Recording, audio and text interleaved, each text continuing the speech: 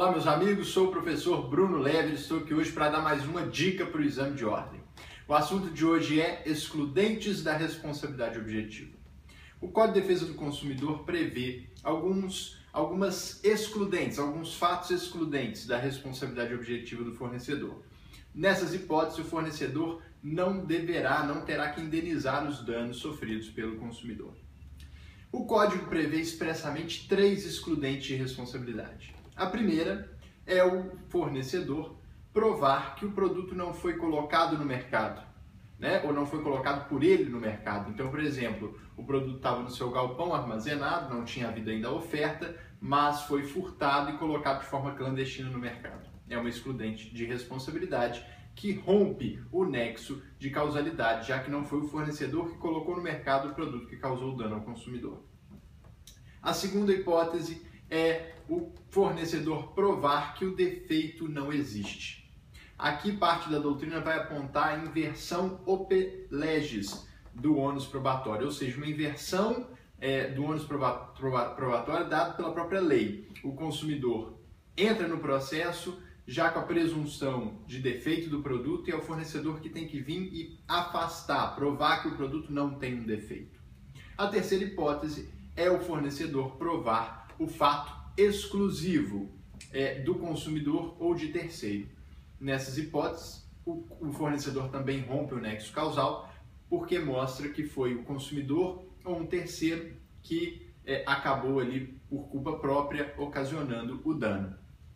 É fundamental perceber que no caso do fato de terceiro é necessário que o terceiro tenha tido uma atitude dolosa, não basta a atitude culposa. Então, se por exemplo um ônibus de viagem está na estrada e vem um terceiro fazendo uma ultrapassagem e acaba provocando um acidente com as pessoas que estão no ônibus, elas se machucam, algumas morrem, a transportadora não vai ser, em princípio, eximida de responsabilidade se o acidente foi causado por imperícia, imprudência, negligência do motorista, do veículo, do terceiro.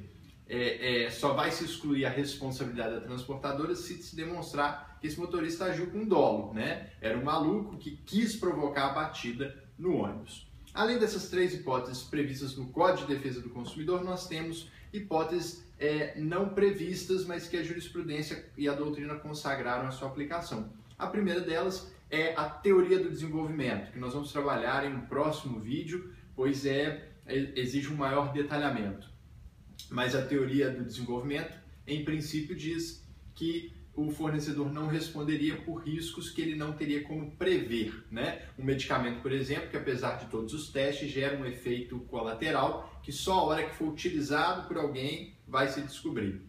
E temos também o caso fortuito e a força maior, que nós já tratamos num vídeo específico, mas que bem resumidamente são aplicáveis às relações de consumo, embora não haja previsão expressa no Código de Defesa do Consumidor, mas há a diferenciação do fortuito interno para o fortuito externo. E somente o fortuito interno, somente o fortuito externo, que é aquele fato imprevisível, inevitável, que causa o dano ao consumidor, mas que não está ligado diretamente à atividade do fornecedor, é que lhe exime de responsabilidade. O fortuito interno, ligado à sua atividade, inclui-se no seu risco e gera ainda assim a sua responsabilidade, ainda que imprevisível, inevitável.